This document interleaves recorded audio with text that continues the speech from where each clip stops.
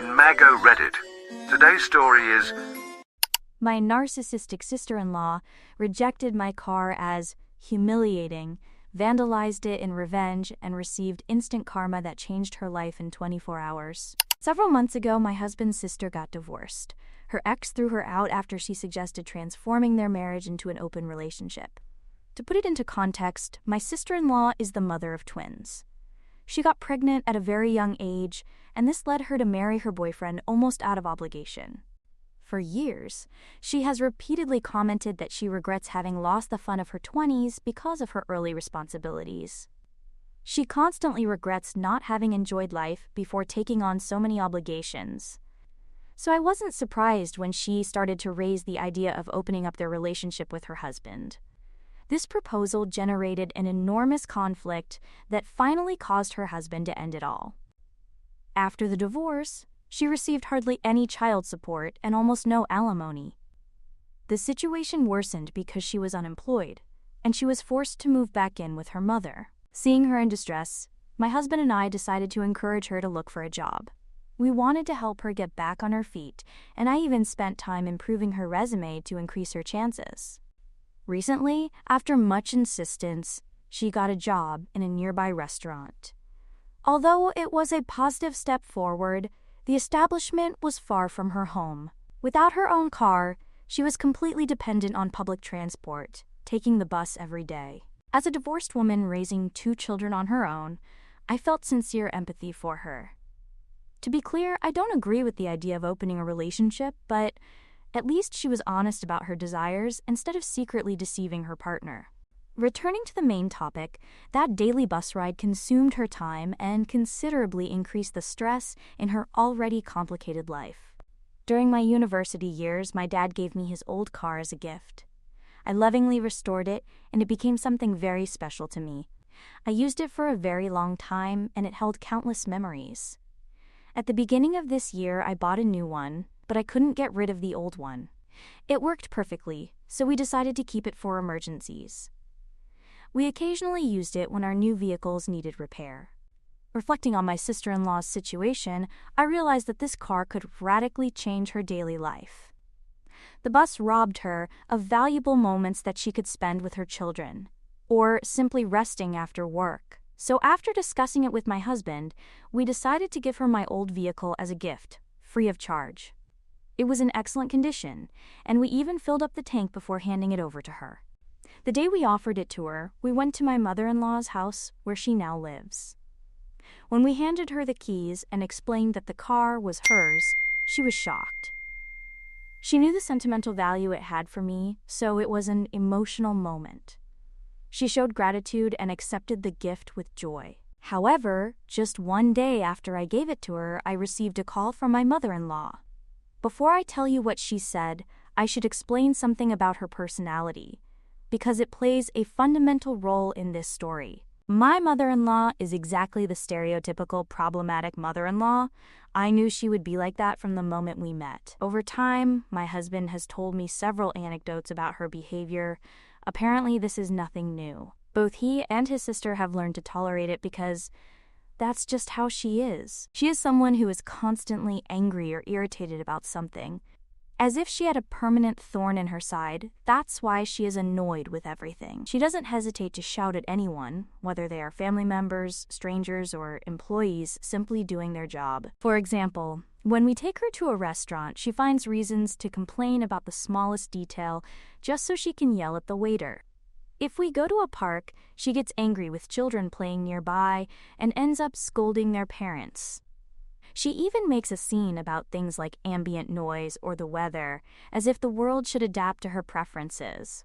Another characteristic of theirs is their complete lack of awareness of how they affect others. They play videos or music at full volume in public places, or when others are trying to relax. If someone kindly asks them to use headphones, they immediately become defensive and start shouting as if others were being unreasonable. And it doesn't end there. She can be incredibly ignorant and inappropriate, making offensive comments towards people of color or anyone she perceives as different. The worst part is that she acts as if these comments are harmless, downplaying them even though they clearly embarrass everyone around her. Her attitude is a constant source of tension for my husband and me, which is why we prefer to stay away. We only allow her to be close when it is absolutely necessary. I try to avoid her as much as I can. To be honest, the feeling is mutual. She doesn't like me either. In her eyes, I represent the opposite of her values. For example, we have staff who take care of cleaning and cooking. I don't take care of those tasks, and my husband never complains. We both contribute financially because we value our free time and prefer not to come home and continue working. Fortunately, we earn enough to afford this luxury. But for my mother-in-law, this is inconceivable. According to her, I should stay at home and take personal charge of everything. It makes no sense, because I am more productive at my job than I would be doing those chores.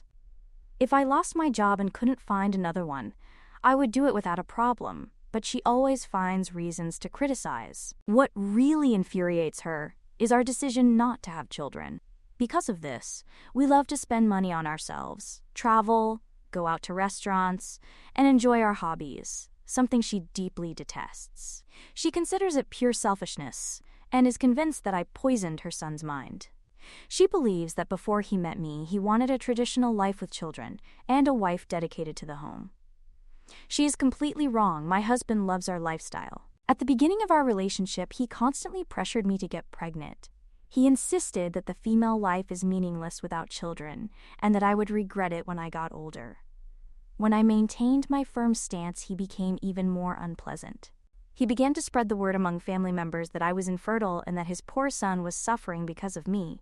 She created the impression that I was unable to have children and that the decision was not mutual but exclusively mine. This led to a big confrontation where, fortunately, my husband defended me. He made it clear to everyone that the decision was ours. He made it clear to his mother that he was as committed to a life without children as I was. He also expressed his anger at trying to damage my reputation by making me look guilty. Although I appreciated her support, the situation left a bad taste in my mouth. Even after the scandal, my mother-in-law never apologized. Since then, she has practically ignored me, which works perfectly because I do the same. Nowadays, we keep our distance, a mutually beneficial arrangement. Regarding the call I received today, I was surprised to see her name on the screen. She usually contacts my husband directly, but I decided to answer thinking it might be important. The urgent matter was to accuse me of daring to give her daughter a dilapidated car. According to her, offering her that vehicle was an offense. She claimed that her daughter was not a needy indigent and that she had no right to humiliate her by giving her what she called an old and dilapidated vehicle. I replied that although it was old, it was in perfect condition. My husband and I used it regularly when we needed an extra car, so it wasn't broken or unreliable. She interrupted me, shouting again, saying that if we really wanted to help, we should have bought her a new car that would guarantee safety and comfort. She felt entitled to tell me what to give. I remained polite at all times because I didn't want to imitate her, although my patience was running out. I explained to her that eventually my sister-in-law could save up to buy her own vehicle. We were not obliged to help her, we were simply trying to make things easier for her. That's why we wouldn't spend on something expensive or luxurious. This car represented a practical solution to her current situation. Of course, my mother-in-law rejected my explanations. She argued that we were being stingy because we had a lot of money saved up from not having children, money that she said should be used to take care of her abandoned daughter. I sighed deeply. Let's not forget that my sister-in-law is not exactly an innocent victim.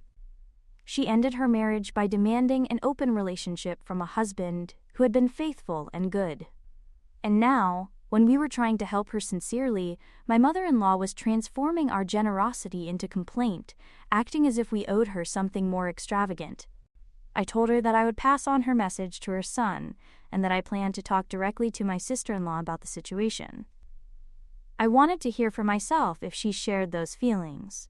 When we gave her the car, she seemed truly grateful and surprised by the gesture. With my mother-in-law's overreaction, I needed confirmation. I wanted to know if my sister-in-law really saw the car as an insult, or if it was just my mother-in-law exaggerating as usual. I think this is a problem of gratitude. My husband and I are not obliged to help his sister. It was just a voluntary gesture. If they don't like it, they can return it and get the car they want. Am I the bad guy for giving my used car to my sister-in-law when she needed it? Update 1. After reading your comments and reflecting deeply on the situation, I decided to proceed with caution. First, I knew I should wait until I had spoken to my husband. I didn't want to jump to conclusions or react impulsively. When we both arrived home from work, I explained what had happened in detail. His reaction was identical to mine. He was perplexed by his mother's arrogant and demanding attitude. After listening to me, he decided to address the matter directly. He took his phone and called his sister, inviting her to have lunch at our house the following day. We agreed that a face-to-face conversation was the best strategy. That way we could clarify everything, hear her side of the story, and make sure there were no misunderstandings about the car or our intentions in giving it to her. We want to explain that we offered her the car as a kindness and to support her at this difficult time, not because we considered her destitute, as my mother-in-law insinuated. If there's any confusion or if our actions were misinterpreted, we want to resolve it directly with her. In the end, this only concerns the three of us. My mother-in-law simply interferes where nobody calls her. We believe that an honest and direct conversation about this is preferable to turning the situation into unnecessary drama. Update 2. Today my sister-in-law came for lunch. It was almost an event, because thanks to the car we gave her, she was able to bring her 2 children.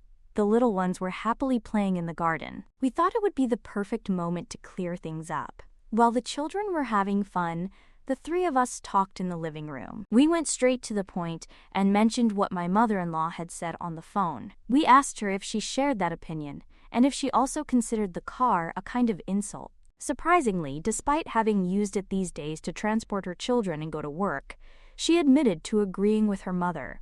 Although she acknowledged our good intentions, she confessed to feeling hurt and thought we had been stingy by not buying her a new car. According to her, it would not represent a great economic effort for us. My husband, visibly annoyed, asked her why she didn't simply refuse the vehicle if she didn't like it. Her response made everything worse. She wanted to refuse it, but as she had no alternative at the time, she had to keep quiet and accept it. She basically admitted to using the car out of necessity while making it clear that she didn't consider it good enough. At that moment, her ingratitude became painfully evident. We had made an effort to help her through a difficult time, but instead of appreciating our intention, she focused on what we didn't do. The situation began to affect me deeply. I was treating my beloved car, the only physical memory I had of my father, as something unworthy. I had sincerely given it to her, hoping to make her life easier, but I felt as if she had spit in my face. If she really thought that, why should I continue to help her? Besides, why were she and my mother-in-law so obsessed with our money? Did they really believe that we had unlimited resources to give them? Both my husband and I work extremely hard for what we have. Every penny comes from countless hours dedicated to our professions, and they, without putting in half the effort, believe they have a right to our money. I decided enough was enough. After seeing their ingratitude, I told him directly that he was right. We shouldn't have given him my old car. If he considered it unworthy, he should leave the keys before leaving after lunch, because I no longer felt comfortable giving it to him. Her face reflected astonishment, and she immediately tried to argue, claiming that it was even more offensive to take the vehicle away from her now. She did not understand why I would withdraw a gift supposedly intended to help her. I replied that if she couldn't show gratitude for the help she had received, she had no right to complain. But seeing that she would be left with nothing, she tried to negotiate that, as she no longer needed the car, she should sell it and give her the money so that she could start saving for a new one. I flatly refused to sell something with enormous sentimental value to give her the money, only for her to find another way to show ingratitude. Fortunately, my husband intervened before I completely lost my temper. He told her clearly that her behavior was unacceptable and that our help ended there. We had been kind to her and she responded with ingratitude, so there would be no more support or favors. From then on, she and her children would have to fend for themselves. This infuriated my sister-in-law. She raised her voice, calling us stingy, insisting that we could easily give her money instead of making her children suffer because of our greed. I wasn't surprised to see how quickly she went from accepting help to attacking us for trying to help her, or how she used her children to generate pity. My husband, even more annoyed, told her not to use her children as a shield, because clearly she didn't care about them when she needed an open marriage.